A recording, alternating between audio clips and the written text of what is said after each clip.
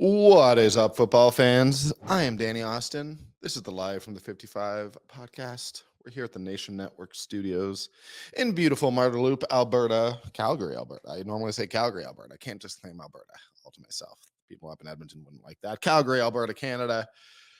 Guys, I'm excited for this episode. Let's explain the premise here. I got John Bender coming in. You know him, you love him. He's been on the show a bunch of times. He's been all over the States. I know we went to see some playoff baseball. Went down to the University of Nevada. Should probably make sure I got that right. It's not Nevada State or something. We're going to ask John, make sure he doesn't put me in my place. I definitely should have that information in front of me. But I wanted John Bender to come on for a number of reasons. First of all, because I love John Bender and he brings a incredibly educated eye, having formerly played in the CFL, having played at the highest level of NCAA football. On Colin Kaepernick's team. So I just love having him come in because he brings a different perspective than some of us media guys do.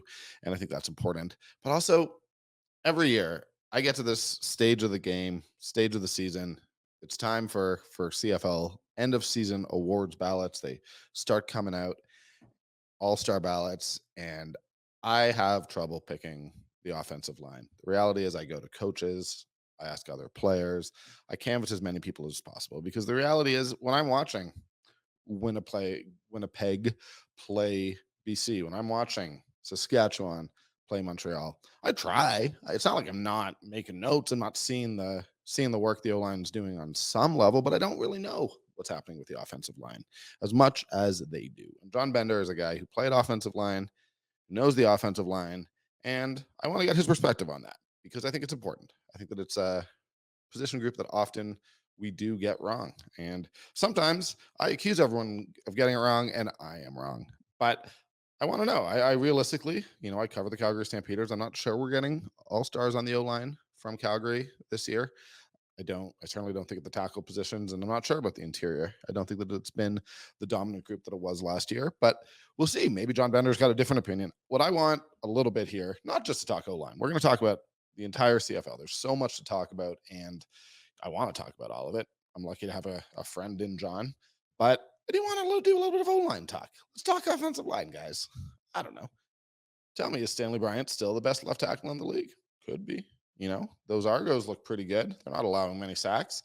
So, yeah, I do want to talk a little bit about that with John Bender. Make sure maybe we just kind of get it out there. Maybe people listen to it and say, okay, that's something to think about. Maybe we get it right this year. Because if I'm being totally honest with you, there were a couple spots where I just did not think that the media group, it's not just the media. Of course, there's voting elsewhere, but I don't necessarily know that we got it right last year.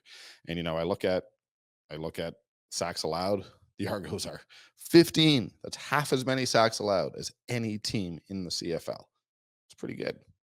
That suggests to me that we're going to have a couple Argos offensive linemen on that all-star team, certainly on the East all-star team. But I also look at the rushing yards, which are a huge, huge part of the offensive line's play. And I see the Winnipeg Blue Bombers. They're a full 9 yards ahead of any other team in the CFL with 136. Now, you can tell me Brady Oliveira, that's all him. And I'm not going to argue with you. I love Brady Oliveira. I think he's by far the best running back in the league. And I am beginning more and more. Like, I'm not going to say that I'm voting for him as my West Division most outstanding player. I still think Zach's been great. I think Vernon Adams Jr. has been absolutely terrific this year. There's a lot to talk about. I probably am leaning towards someone from Winnipeg, but haven't broken that down. All I know is Brady Oliveira has been great, but you don't run the ball that way without some major holes being created and some good work being done by your O-line. So certainly lots of guys from Winnipeg there. Toronto's still, they're fourth in the league. I think Toronto's had a good season on the ground too. Ottawa's second. So I don't know. That's the reality. Ottawa has the second most rushing yards and the most sacks allowed. So not great. So look, this is why we have John Bender. Why am I talking about it? This is all a preview for my man, John Bender, who, as you can tell, I'm excited to have. Other news, I shaved. People on YouTube, regular watchers may notice that. If you are someone listening on Apple, Spotify, or wherever you get your podcasts, that's going to mean absolutely nothing to you. And given that is 95% of the people that our data tells us are actually engaging with the show, chances are I don't need to talk about shaving for much longer. But yeah, we got a fun show. It's been an interesting week. I always say that, but this week in particular, I woke up this morning, was doing some Flames work, checking out my CFL news, and it came out that Nathan Rourke has been promoted to the active roster down in the States for the Jacksonville Jaguars. Trevor Lawrence dealing with a little bit of an injury. Like, this is a really big, exciting moment, in my opinion, for Canadian football. I think that when Nathan signed in Jacksonville, there were a whole lot of people who said, "Why are you signing there? You know, you're behind ultimately like a starting quarterback who's considered to be, you know, an elite talent. Certainly, a guy a lot of people view as being one of the future faces of the NFL. So, what kind of opportunity are you going to get? And then he had this great preseason highlight reel throw that Patrick Mahomes was commenting on. When Patrick Mahomes is commenting on one of your plays, you're doing something right, and he still only made practice roster. And we heard a lot of frustration from fans who just want to see Nathan play because he was so spectacular with the Lions last year. Just a talent unlike any young quarterback we've seen in a really long time. And I think the fact that he is Canadian, and we all waited so long for a Canadian quarterback to come, you know, actually be able to start in the CFL, let alone get playing time in the NFL, seemed like some sort of far off dream. It for decades, really. I mean, my first 5, 6 years covering the CFL, it didn't seem, you had guys like Andrew Buckley, like Franklin. You had guys who were coming up and we're getting close, but they didn't have that Nathan Rourke talent. You weren't worried that they were going to go immediately down to the NFL. And I know that on some level we want our stars to stay in the NFL or in the CFL. I apologize. And we want them to thrive here, and we want them to be the guys who lift the league up. But I do think that Nathan Rourke getting an opportunity, being on the active roster, potentially at some point getting playing time, who knows? That's a big step in the right direction for Canadian football. And I think as goes Canadian football, as goes the CFL. I honestly do believe that. And it's the same thing. I mean, Trey Ford, who I've speculated here, I'd be shocked if he didn't get an NFL opportunity, which would really bum me out because I think that what he's doing in Edmonton the back half of the season should rejuvenate that market, should bring fans in Edmonton back to the stadium, back to Commonwealth next year. It's a really, really exciting thing. But then I look at his speed and I think that's rare. That's unique. That's not something that we see all the time. And I do think that his passing has been good enough in general that, if he continues to work and develop and, that being a U Sports guy, if he gets an NFL shot, it's another quarterback we don't have in our league. It's following in Nathan Rourke's footsteps, but I still think it elevates the game. It shows that Canadian football, it's working. Our development process, there you can succeed as a young quarterback in Canada. So I just think this is a really, really, really big deal that Nathan Rourke has been added to the active roster. No idea if he sees playing time, but seeing that, it says, hey, look, this guy is betting on himself. He went to a situation where people thought the opportunity might be better, but the opportunity has presented himself. So credit to Nathan Rourke. He appears to have gotten this one right, whether he gets in or not. Elsewhere around the league, I don't know.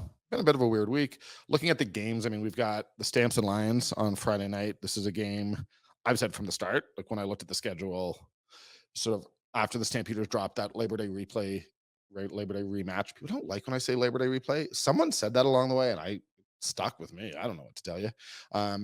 But yeah, that since they lost that Labor Day rematch to Edmonton, and you were like, oh man, how are they going to catch Saskatchewan? I always had this one just crossed off. This was going to be a loss. I saw the Stampeders get dominated in mid-August by the Lions in BC Place. I don't think that we have seen substantial improvement from the Stamps. And I actually do think that the Lions really look like a team that is just sort of in playoff mode. They're ready for the fight every week. So I have a really, really hard time seeing the Stampeders win this one. I do think that what's more likely is that the Bombers rest their players next week when they come to Calgary, and potentially we might see the Stamps be able to pull that one off and sneak their way into the playoffs. Now, what has to happen? The Riders need to lose to the Argos on Saturday. That is on paper, given the way the Riders have just completely tanked. Not saying tanked intentionally, not saying it tanked in the, we're trying to get draft picks. That's not what I'm trying to imply in any way. But their season's just gone so badly, really, since Labor Day. There's no real world in which I see them being the Argos here, even if the Argos are resting players, even if Chad Kelly doesn't start. I just don't think the Riders are really a good enough team. The Argos have sort of set that standard for the entire league. I think that they have been locked in. They've only lost 2 games. Chad Kelly hasn't played either of them. One way or another, I have trouble seeing the Riders win this. And if the Riders lose this game to the Argos, all the Stamps need to do is beat a Bombers team next week. Now, the Bombers are playing the Elks. The Bombers are at home on Sunday. Am I right about that? 19th, 20th, 21st. Oh, no, on Saturday. So there's a doubleheader on Saturday. My bad. My apologies. Like, the Bombers should beat the Elks. The Bombers want to lock up first in the West, win this one, and first place is locked up. You're good to go. You can rest guys in that last week. Now you have a bye week in the first week of the playoffs. So how many players are you resting? But you're certainly probably trying to protect your playbook a little bit, one way or another. I sort of think these 3 games are pretty easy to predict, with a few caveats that maybe the Argos don't play as many players. Maybe the Bombers try to, like, how motivated are the Elks going to be? I hate to say that, and I'm not suggesting there's anything wrong with that, but it's their last game of the season. They're out of the playoffs. Are they really putting it out all on the line? I don't know. I'm pretty comfortably calling a Lions win over the Stamps, an Argos win over the Riders, and Winnipeg beating the Elks. Who knows? CFL, though. We say this every week. Every week we're wrong. There's nothing predictable about our crazy little league. Beyond that, I look around. I've had a couple people, friends in my life. My mom wrote me. She wrote, Tommy Lee Lewis, what is going on? Tommy Lee Lewis is suspended by the Stampeders, was removed. Sort of, he's not on their online roster page. He's not been to practice this week. That was reported by my friend and yours, former guest on the show, Salim Valji from TSN. My sense is that this isn't that big a deal. I have no idea. I'm being truthful here. I have no idea what is happening here. But the way this was, they did not release Tommy Lee Lewis. A suspension can mean a lot of things. I am not going to sit here and speculate. That's not who I am. I do not know what is happening, but I'm just not sure that this is the end of the world. This might not be Markeith Ambles getting released. Like, there might not be any drama here. Not that I know what happened with Markeith. We can all sort of speculate on that a little bit. But yeah, I think Tommy Lee Lewis is still part of the Stampeders' plans, whether that's this year or next year. But hard to say beyond that. And yeah, there's bits and bytes happening around the league, but I don't think we need to spend too much time on them, especially when we have John Bender popping in. He has texted me. He's on his way. Can't wait to see him. But before we go, I said last episode, we do a throw to our Mugs Pug promo, but I want to make sure that people are aware, because I'm a big fan of Mugs Pub, one of my favorite places in the city. Talked a little bit about their happy hour last episode, but I do want to just quickly run through before we go to their ad. This is going to be a lot of Mugs Pub in a row, but I love Mugs. You guys should check out Mugs. Monday, they got Monday Night Football. They got an open jam, $6 off pints, $12 hot dog feature. I don't think that's $6 off pints. I think that's $6 on off pints. Wing night, $7. Wings and rib bites. That's Tuesday. $24 buckets of Tool Shed on Tuesday. Wednesday is trivia night. I swear on my life, it is the best trivia in the city. I love it there. $1 off pints, $2 off burgers. Thursday night football on Thursday. $15 pizza and a pint. Their pizza is honestly amazing. Also, I love their fish and chips. $30 pizza and a jug. It's different events every week on Friday. Fish and chips on special. I'm not kidding. You will not be disappointed. $24. Jugs, yacht lager. Look, it goes on. They got stuff Saturday and Sunday too. But make sure you check out Mugs Pub. Let's go to our ad. And let's get to John Bender. Guys, let's say you're having a party. Let's say you're having a picnic. Let's say you're having any occasion. I got to talk to you about Fraser and Fig, because I love these guys. Here in Martin Loop, a couple storefronts down from our studio here. Fraser and Fig, man, these guys do these delicious elevated cheese and charcuterie boxes. They're made with all these fresh artisanal ingredients, on-demand grazing, pickup, delivery. You got it. Just let them know what you want. They will get it to you. Honestly, I'm such a big fan. I had a picnic a little while ago. I brought one of their curated boxes, and it was a huge hit. I looked great. People loved it. We're hungry. They weren't hungry anymore. These ready-to-go boxes, they got them in 4 sizes. All their boxes come with meat, cheese, dried fruit, fresh fruit, nuts, olives, pickles, and carrots. Their selections vary from month to month. Choices are always new. Just because you've had one doesn't mean you've had them all. I love Fraser and Fig. I love having them as a sponsor. They're the best. Make sure you check them out. Tell them Live from the 55 sent you. All right, John Bender, it's good to have you, man. How you doing? I'm doing great, thanks. How are you doing? Doing really good. I'm going to start straight up. You just got back from what seemed like the most epic sports trip through the States. I don't know what we even call it. I know you went to baseball playoffs. I know you went to your alma mater. Tell me about the trip. What were you doing down there? It was good. It was busy. I got a lot of friends in the States from, playing down there for a long time.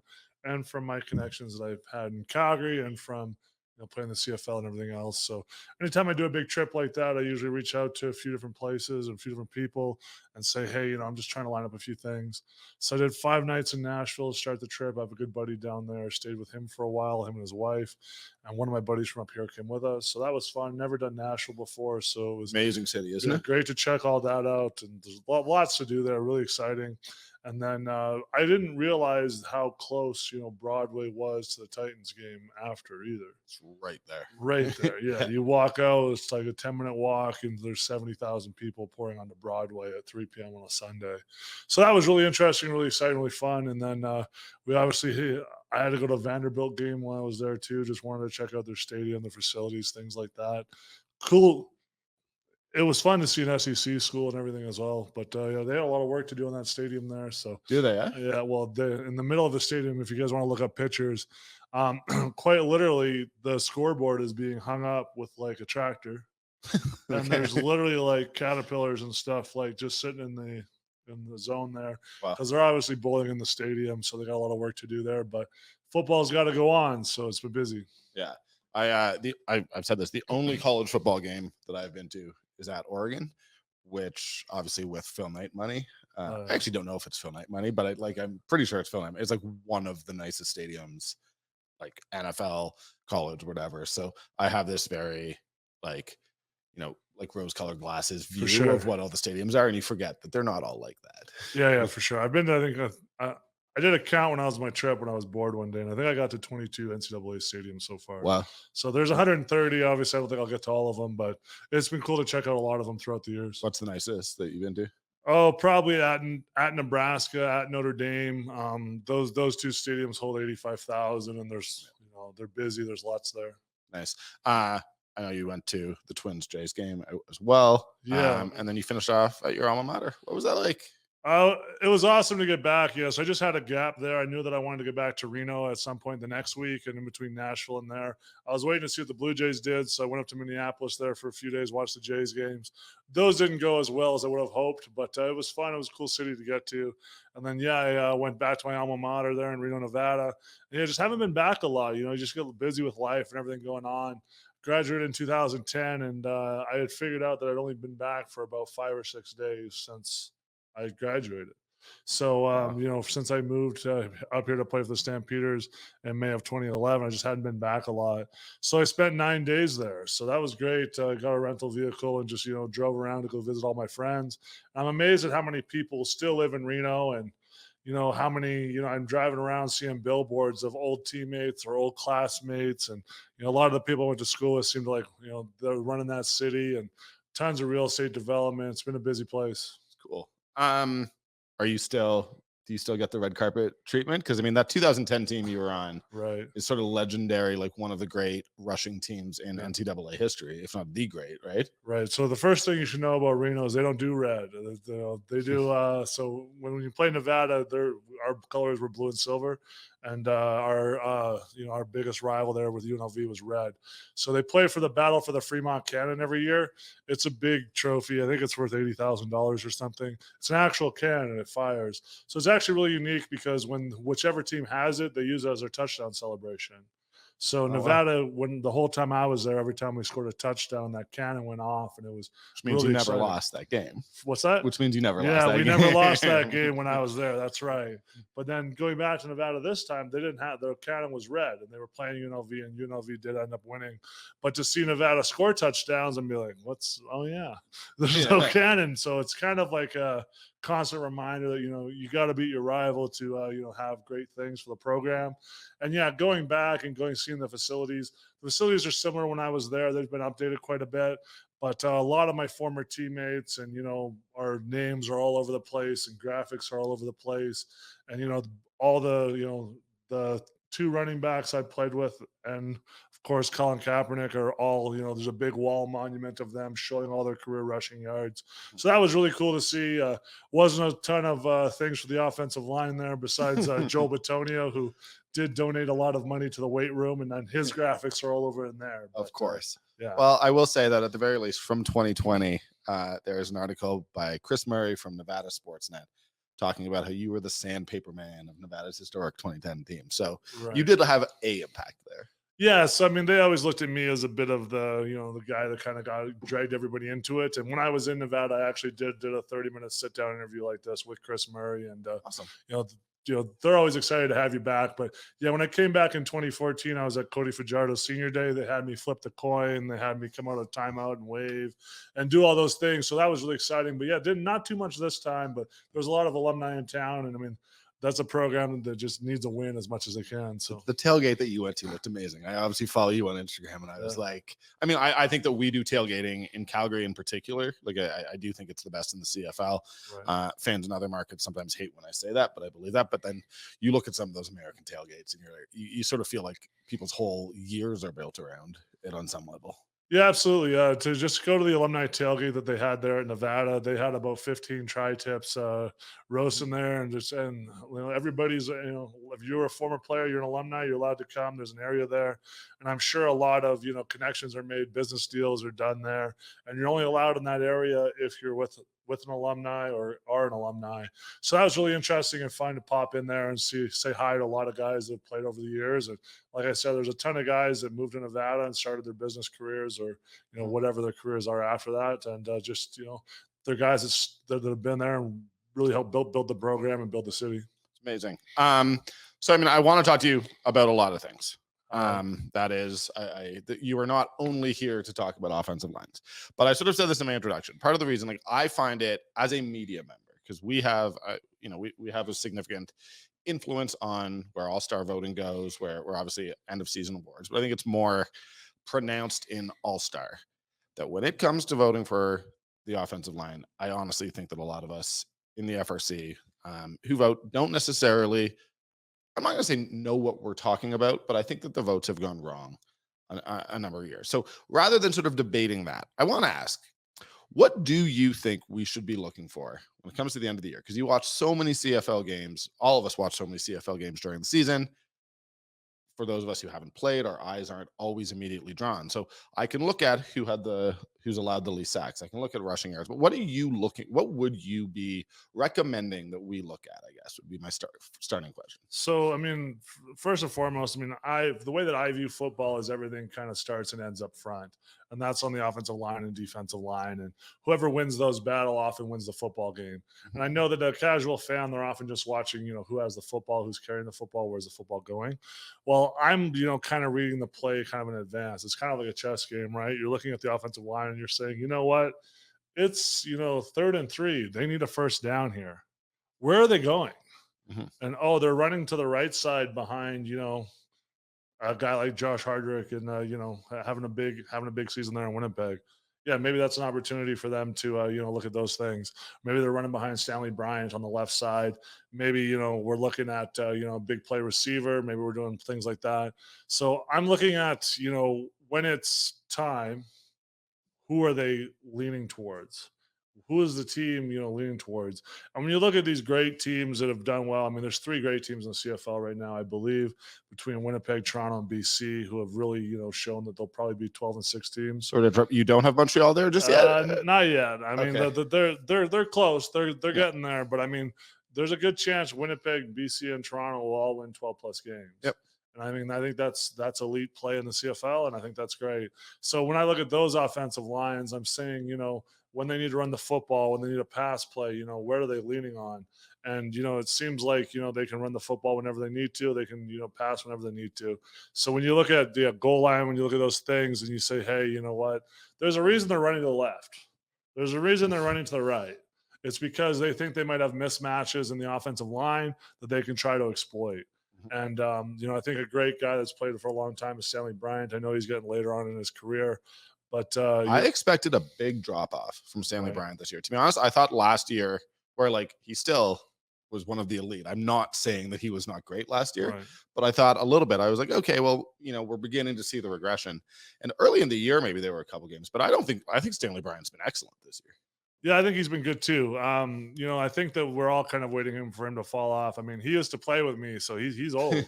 He's getting up there. He's a couple years older than I am, I think. So yeah, he's right up there, and it's been impressive how long he's been able to play at a high level. And when I look at, I think, to your point before, talking about the media members maybe don't know exactly what to look for. When we watch a football game as, fans, as media members, you only ever get that sideline view. As an offensive lineman, we always get that view from the back, and you can really watch where the holes open up, and you can really watch how the play design and, how the pocket's formed. And Mhm. I think that we lose a little bit of that when we watch as casual fans. And I know it's always something I wish I had access to, was the extra film and seeing that opportunity from different angles. But yeah, I mean, more to your point, I think 5 or 6 years ago, I know that you guys have the writers that vote for the All Star Awards. Mhm. I had people in my DMs from, I think, 7 of the 9 CFL cities saying, "Hey, who should I vote for this Yeah. offensive line award?" And I'm not sure I should be able to vote for this, because I'm not really sure who to vote for. I need some help. So, I've done some phone calls, I've reviewed some film, I've hopped on Zoom calls and talked to a few media members in Canada over the years and just said, "Hey, these are the things I'm looking for. This is where this opens up. This is why, I like this play," things like that. But I mean, there's only so much you can teach and only so much you can do in such limited time. So, yeah, I mean, there's been some, awards over the years. I'm like, who was voted for what? Like, Oh, I mean, well, and I mean, last year they sent out the wrong All Stars, so that was part of it. right, But no, it's something that, to be honest, since 2016, the Stampeders have always been quite good at giving us access to coaches, and I'd always talk to players on the side because, in my opinion, like, who knows? Like, you look at left tackle, who's going to know who the best left tackle in the league is more than the defensive end? true, So I would always ask. I'd try to ask, like, hey, who are the actual guys? And I think that, look, when you're not, when the CFLPA All Star comes out, list comes out, there's always biases there as right, well. So there's no perfect system. I'm not saying that it should just be the players, but my idea was just canvas as many people who would be in the know as possible. But it's just such a tough position because there aren't really stats available, right, and that's where I run into a bit of an issue with it. And I mean, I know, I was looking at, I said this in the intro. It's like, okay, well, the Argos have allowed only 15 sacks. That is half as many sacks. That, to me, on the surface, as sort of an uneducated, as a guy who's tried to learn but will never have played, will never have understood right, will never understand the intricacies. That's pretty obvious. Well, Winnipeg's running the ball most. You can't run the ball unless there's holes. So you can always sort of look at those and then begin to canvas right. people, but there's not a perfect stat, because the reality is sometimes the team that allows the least sacks has designed their whole system around getting the ball out of their quarterback's hands as quickly as possible. So I guess I'm not really asking a question so much as I find it really difficult. Yeah, no, and I mean, that's 100% true. I always look at there's 3 metrics I look at for as far as offensive line play. So first things first is it's a team position. Mhm. So like the players aren't going out just to do one-on-one blocks all day. Oftentimes they're double teaming, they're moving backers, they're going to linebacker depth, they're doing different things that they need to. So I mean, the biggest things that I'm looking for is, how many sacks did they allow? Was it a low number? Is the rushing yards good? And did they win football games? Yeah. If they're doing those 3 things, often the first 2 lead to the third. And then it's, well, okay, well, who in this position group would be considered elite? And Mhm. maybe 1 or 2 of those guys. So maybe the top 2 offensive linemen in that 5-man group on the best team for those other metrics we talked about become CFL All Stars. But the tough part that I see is that often it seems like they just look at the highest paid CFL Yeah. offensive linemen and they kind of go through that list from the top. And they said, obviously, these guys are paid a lot because they're very, very good. But if you're a CFL offensive lineman in your first 3 years, it is really tough to get on that list because you just haven't been around a lot. You're not on the high money making list. And, it's tough to, get on the field and stay on the field in your first year, especially. But then year 2 and 3, it often, really picks up for these guys. Yeah. And I mean, that's the thing is I look at this Toronto offensive line, and it's actually like, it's not the big names who have been all stars year after year after year. Right. I suspect Sirocco will be a bit of a, just he's automatically in there at center. I do think, I mean, when we're talking, I'm not going to break it down into division right now. I don't think that I have the details to do that in a way that comes Right. across even vaguely as educated. But I do just, it's hard for me. And it's one of the things I'm going to have to talk to coaches about in the coming weeks. It just seems very obvious that that look, it's the 3 teams that you said. Like, it's going to be some combination. The Argos have allowed half as many sacks as any other team in the league. Curiously, the Stamps are second, which surprises me because I would argue that the Stamps O line's had a particularly difficult year. Yeah. But they've clearly made it a priority to get the ball out of Jake's hands quickly. What have you noticed about the Stamps O-line? The Stampeders O line. So I mean, that's a veteran group. I think we all kind of expected them to be an elite group. They haven't run the football as well as I would have liked, and I think part of that is Kadeem Carey getting banged up, and a part of that is just being down a lot in the football games. Yeah. It's hard to get your run game going when you're down 14. So They also Zach Williams was hurt and missed a big sure, part of camp, so it took a little while to get going. McEwen's been dealing with an right, injury, like that. And then, I mean, look, let's be honest, the tackle positions have just been a rotating group of guys, which is right, you probably know better than anyone. O-line, everything anyone tells me, when Shane Bergman and Derek Dennis were just dominating that left side of the Stampeders O-line year after year, game after year, they were like, oh, we basically are one brain together. It is a position where the guy next to right. you, like the more you know about who he is as a player, the more it helps you out. Yeah, absolutely. I think the greatest thing that the greatest strength an offensive line has is its continuity. And if you can keep the same players playing together and they play at a high level for a long time, you're going to win a lot of football games. But when you have to shuffle the deck from poor play or injury or a combination of both, it's going to present challenges. And I mean, the tough part about offensive line is when someone missteps, makes a wrong play, doesn't know what the guy beside him is going to do in that moment. Because I mean, the tough part about offensive line is you can have a great game plan that what you're going to do, but things change literally in front of you while the snap count is happening. So we can know that, yeah, me and this tackle, I could be playing guard. Me and the tackle are taking this defensive tackle in front of us. We're going to that linebacker. They're in a 4-man front with 3 linebackers.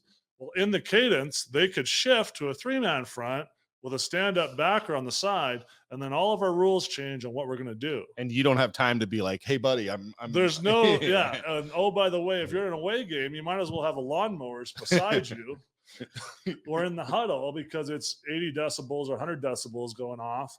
So it's very challenging as an offensive line to, communicate as much as you need to and in such a short window. So I always tell people that, the toughest part about offensive line is, let's say you were talking to somebody in the office and they pulled a lawnmower into the meeting room and they put a 20-second play clock on, time to make decisions. And here you well, let's go, let's get things going. So, I mean, that's kind of the, how offensive line play is all the time. And the more reps you get with other guys that you're playing with, the better and the more continuity you get. The tough part about the CFL is that there's just not a ton of practices. There's not the OTAs. There's not the off-season things. It's just, show up in training camp, get things going, and hopefully everybody stays healthy. And if they don't, well, it's going to be a lot of learning on the fly. So I think that's probably the biggest part. And I think that the Stampeders, we were expecting big things from the 3 guys in the middle that have been around for a long time. They're veteran players. They're all Canadians.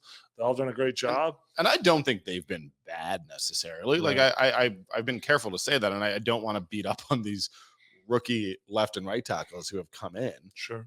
But I do think that this is a team that lost Derek Dennis. I mean, by choice, they lost Derek Dennis. But Derek Dennis was, in my opinion, had he not broken his leg late in the year, he was cruising to most outstanding offensive lineman in the CFL last season. He was absolutely exceptional. And then Julian Good-Jones went to the Philadelphia Eagles, which should tell you how good he is, that he went to the NFL and stuck around. I mean, I believe he's still practice squad, but like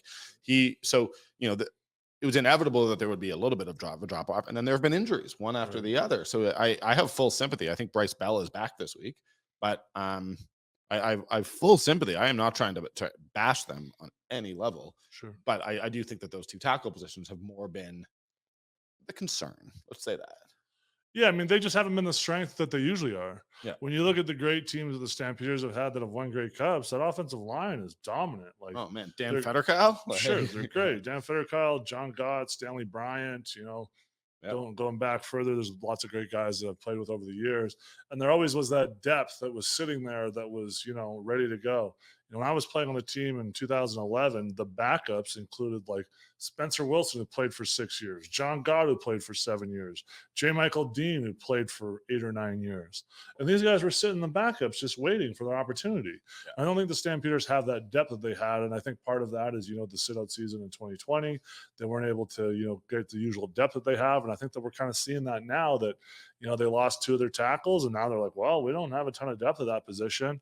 And now we're trying to, learn on the fly and grow on the fly. And it's been challenging. Well, and I will just add to that. I mean, Hugh Thornton was sort of the plan at right tackle as far as I Sure. could tell, and he got hurt and is out for the season. And like that's a big loss. This is not this is not me trying to say, oh, they completely screwed this up. There was bad luck involved, but it does seem, and I don't want to only talk about offensive line with you, which I've been loving this, so I've been keeping on it, but it does also seem like the NFL can't find enough offensive linemen. Like there are just not that many men that size with the athletic ability to come in and go against absolutely monsters like the defensive linemen in both the NFL and the CFL. So it is a incredibly difficult position to find talent.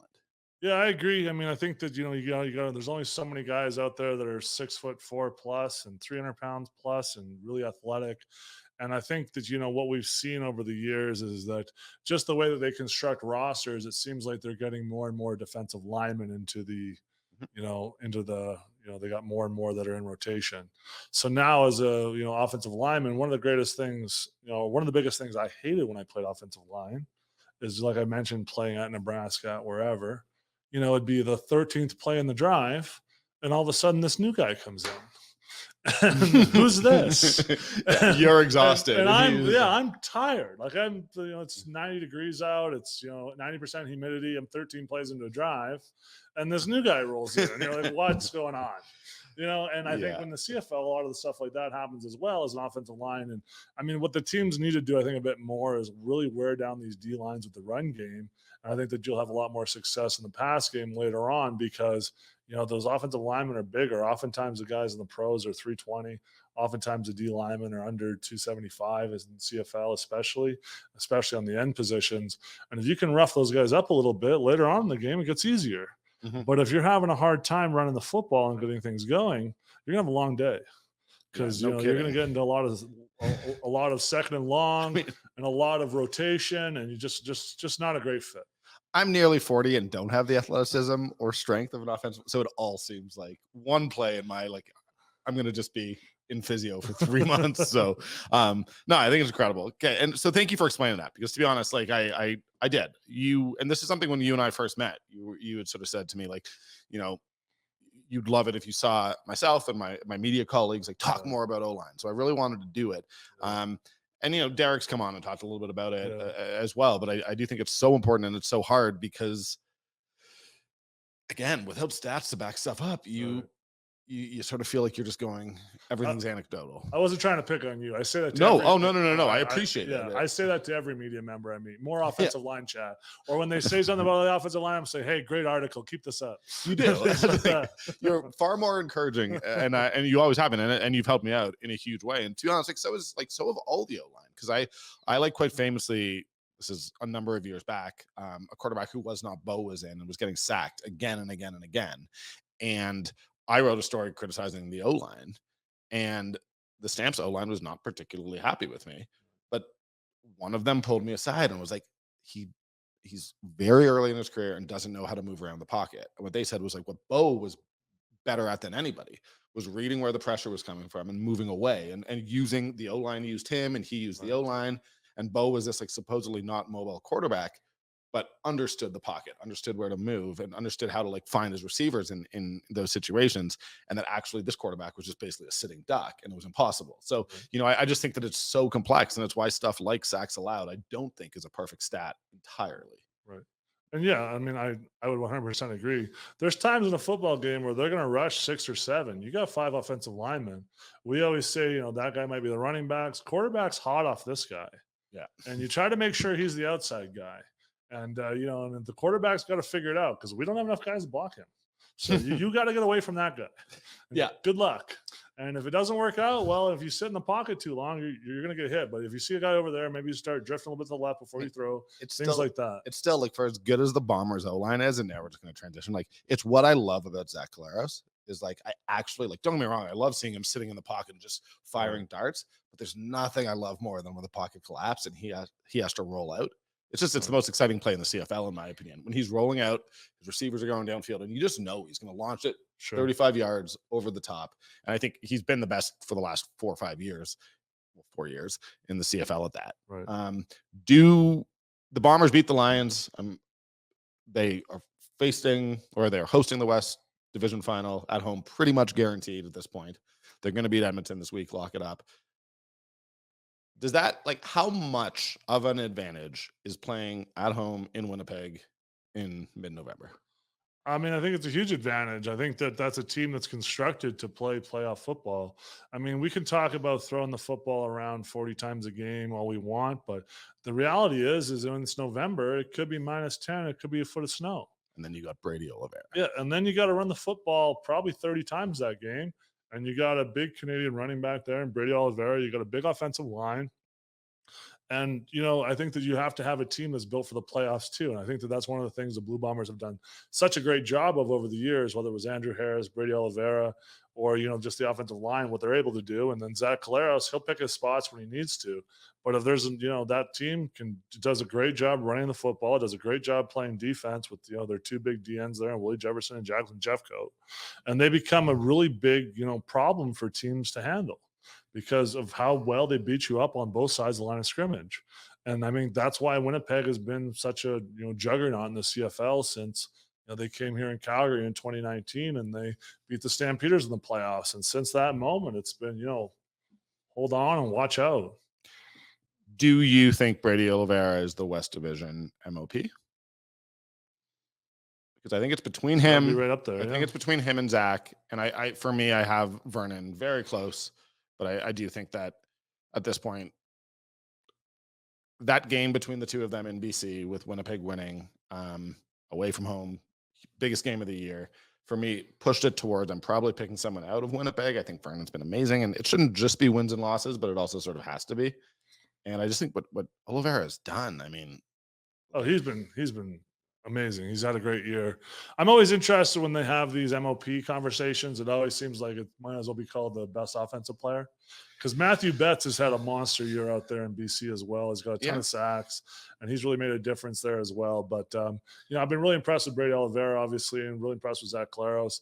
I mean, any of those three, you can even throw VA in that conversation for potential MOP. And I'll be like totally honest with you. I sort of vote for it as most outstanding offensive player. Right. Like, to be honest, like it would take, and I mean, I think Solomon Aluminium's the only player who has won MOP as a defensive player. Am I right about that? I believe that I can remember. Yeah, that I can remember. I'm 95% sure that that's true.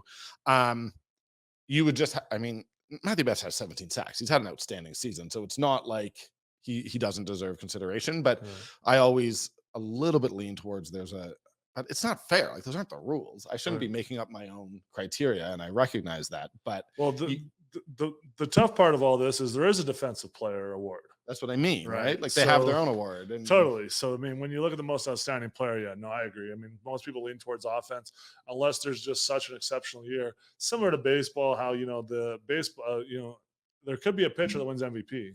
Yep. It doesn't happen very often. They just give them the Cy Young and they move on. So same idea.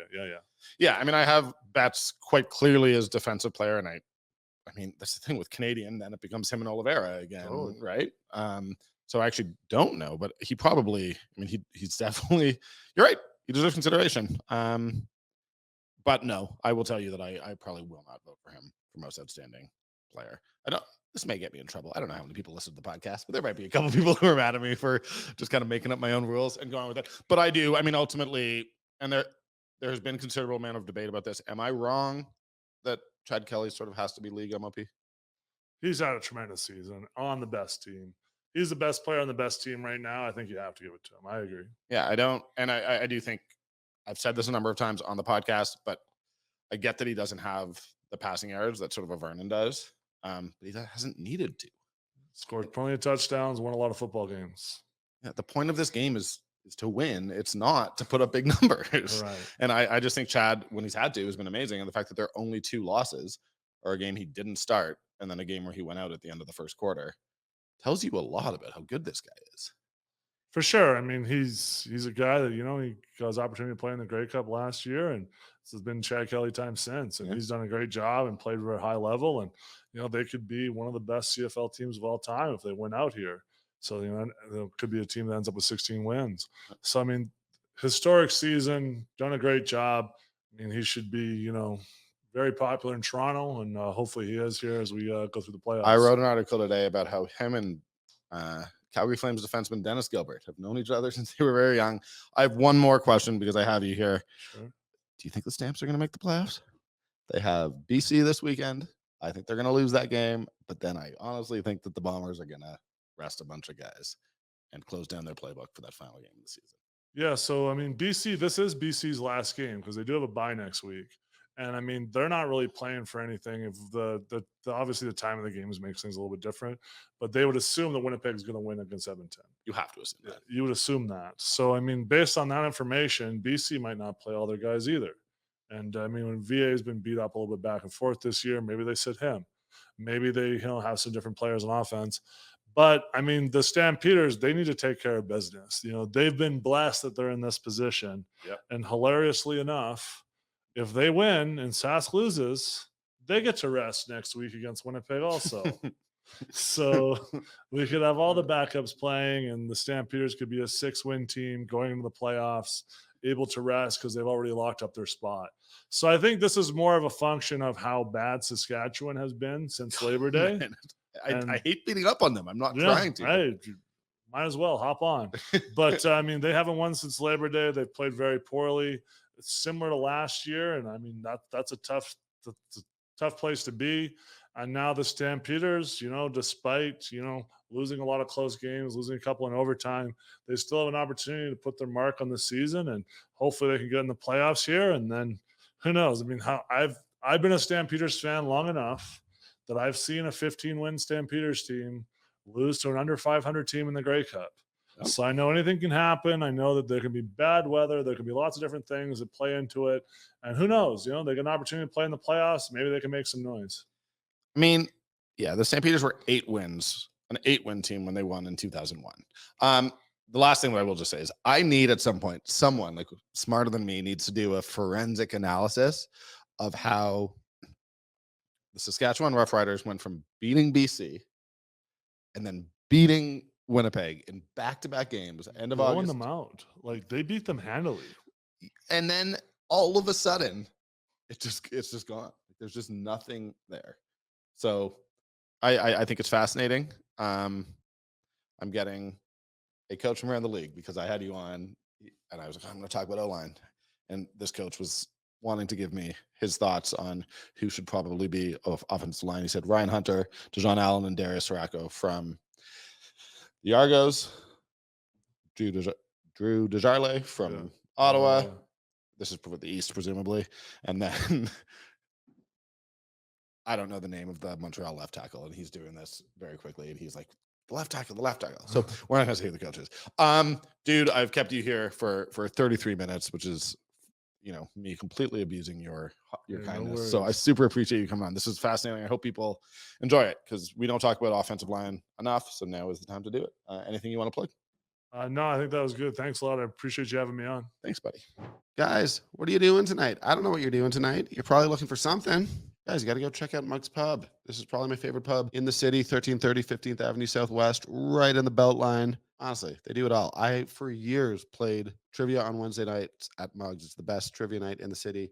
Other nights, they got music. They got specials every single night. Some of the best food and drink specials in the entire city are at Mug's Pub.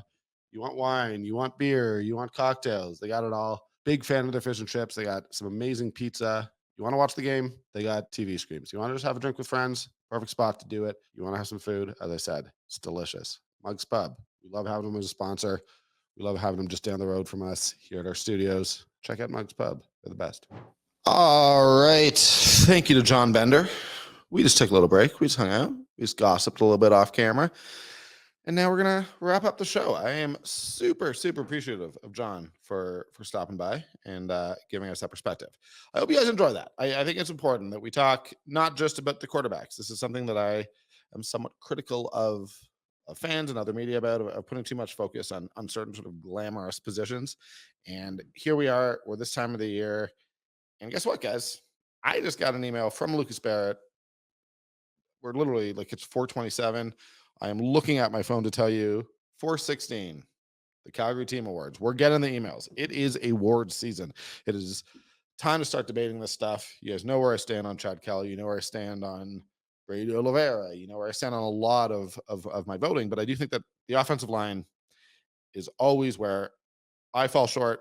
and some of my other media members fall short. So I think that's awesome that we actually just kind of got to sit there and talk about it and get that perspective, that stuff about, oh, it's 3rd and 3. Are they going left or right? I think that's like that's stuff that we don't always understand. That's stuff that if you've played offensive line and you really understand that part of the game, that makes sense that that's what you're looking for. So, really quickly, again, thank you to John Bender. Hope you guys enjoyed that. I don't think that we're seeing that type of conversation around the CFL. And yeah, I'm glad that we got to do something a little different. Also, love that John suggested the Stampeders might beat the Lions and the Argos might beat the Riders. I don't think that's going to happen. I am going to be honest with you. I think the Stamps are going to lose to the Lions, and I think they're going to lose quite heavily to the Lions this week. Admittedly, the Lions aren't playing for all that much, so I can understand why there's, I don't want to say a suspicion, but I can understand why people are a little bit feeling like the Lions might rest some guys, and they might. I don't know how much you need to rest guys when you have a bye week next week. The big question is Vernon Adams Jr. Vernon has been insistent that he's starting. He's ready to go. I Googled it. I looked at all the headlines. I have been following Farhan. I've been following everyone in BC, in Vancouver. Vernon seems very confident that he's going to be able to play this weekend. There's not really a ton of reason why he would hide anything. I mean, say, hey, I need the week of rest. We're not catching the Bombers anyways. Then you get a bye week, and then you're hosting a home playoff game. I don't really know that there's an advantage to, sort of playing, you know, I don't know, sort of hiding anything right now. But apparently Vernon's starting. I saw the Lions. Like, that was the worst beatdown the Stamps have received this season was definitely mid-August in Vancouver. They took a penalty on the opening kickoff. They were down 17-0, like seemingly in like 3 to 4 minutes. It killed me because I love Vancouver in the summer. I wanted to be at that game, and instead I was sitting on my couch watching the team that I cover just get absolutely outclassed. But I have a really hard time seeing the Stampeders beat the Lions, and yet I still think that the Stampeders will beat the Bombers in their final game of the season and somehow make the playoffs. And honestly, that will just be it's ridiculous. It's hilarious to me. Um, I think the Riders fans, those who are not completely checked out, are going to be upset about it, and I do not blame them. But the Riders, you got to beat the Argos. You might be beating the half Argos, the zombie Argos, the Argos team that leaves half their team at home. But I still think that the Argos are going to win that game. I think the Argos. Bender said, I just talked to Bender off air. Bender said that there are 3 great teams in the CFL. I do not disagree with him. I think Argos are 1, Bombers are 2, Lions are 3. Those are my power rankings. But I think that list is not the list of all the good teams. It's the list of the great teams. I have both the Alouettes at 10-7. Like 10-7 is not nothing. Like the Alouettes have had a really good season, and we're sort of underestimating them. They've won 4 in a row. They're the hottest team in the CFL. Now, the Argos, again, their only loss, they literally didn't play the league MOP, Chad Kelly. But like the Alouettes have won 4 in a row. The additions of Sean Lemon and Darnell Sankey absolutely have taken that defense to a different level. Like they have third least points allowed. That's a very, very good football team. I have them, and then I still think that the Ticats are coming on. I think that the Ticats are not. They're going to have something to say about what happens in the playoffs this season, and yet they still could lose in the semifinal. I think Montreal is that good. I can't wait for these playoffs. I'm already there. These next 2 weeks. You've probably heard it in my voice, both this weekend's podcast with Ian Busby and Jamie Nye, and this podcast. I'm not all that excited about these next 2 weeks. I don't love the games. I don't love that we're looking at. No, I hate. I'm not going to say I don't love. I don't at all think it is good for the league that one of the Riders or Stampeders are just going to stumble into the playoffs. I wish that it was more competitive. I wish we thought these teams were playing well and gaining momentum and all of that. And I just don't think that's going to happen. And I hate that. I always think that you want the teams that make the playoffs to sort of be on the rise and be on an upswing. And I don't like these next 2 weeks because I just think, the Stampeders have to be one of 2 teams that may not care. That's not fun. But then I look at the playoffs and I look at the possibility of the Alouettes at home against the Ticats in the semifinal. That game's going to be amazing. I think both those teams are on the rise, as I was talking about. Ticats, most of us were ruling them out in August. Now they're back. But Levi Mitchell looks pretty good. They've got Matthew Schultz. That's just a good football team. The defense is locked in. I'm very impressed by these Ticats, and I fear them in the playoffs. They have this reputation and just this ability to beat teams in the playoffs. They've made two of the last three Grey Cups. The Alouettes, as I said, they've added key pieces. I like that O-line. I think that it's a really cool redemption story for the coaching staff, for Cody Fajardo. I want to talk about the Alouettes only in positive terms, only in glowing terms, because I think they deserve it. And then the Argos, possibly a historically great CFL team. I've said that many times. We're going to say it again. If they end up, if they end up with only 2 losses, I mean, there aren't that many teams in CFL history who have ended an 18-game season with 2 losses. Then I look at the West Final. Man, we're presumably going to get Bombers Lions. I love that. That's going to be a huge, huge fun game in Winnipeg. It has been brought up last night, which would have been Tuesday night. Real lot of tweets, more tweets than I would expect. So they don't follow that many Winnipeg Jets writers or fans, but real concern about the attendance in Winnipeg for their NHL team. No concerns similarly about the Bombers. They sell out. What does that tell us? I don't know what it tells us, but it tells me that the Bombers, the Bombers are doing a lot of things right. And we've talked about how the Bombers regressed, have they dropped off. I'm 100% confident saying that they have not regressed and dropped off to the point where I would pick against them in a West Division final, played at home in frigid Winnipeg. The tundra of Manitoba. I don't know if it's tundra. I don't know what the geographic. I don't know how we describe the Bombers. Prairie, tundra. I don't know. Love you, Winnipeg. Sorry to do this. Great town. Guys, I got nothing else to add. I'm just vamping here. Appreciate you all. Appreciate John Bender. Appreciate Mugs Pub. I talked about their weekly specials. You know their happy hour is great. You know how much I love their trivia. Best of the City Wednesday nights. Man, love Fraser and Fig. I got to talk more about Fraser and Fig. Early in the season, every episode I was talking about their charcuterie boards. Love Fraser and Fig charcuterie boards. Guys, I love all of you guys. Please subscribe, pass it on. Tell your friends. Tell your fellow CFL fans. We're just having fun here, guys. We're having a good time. Thank you to the Nation Network. Thank you to my producer, Jack. Thank you to my editor, RJ. Thank you to everyone. I'm just filled with gratitude. Appreciate you tuning in. Have a great one.